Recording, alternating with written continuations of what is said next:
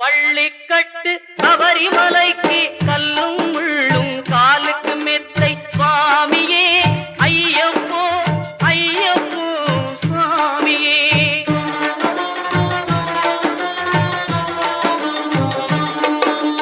நெய்யபிஷேகம் சுவாமிக்கே கற்பூர தீபம் சுவாமிக்கே ஐயப்பன்மார்களும் கூறிக்கொண்டு ஐயனை நாடி சென்றிடுவார் சபரிமலைக்கு சென்றிடுவார்.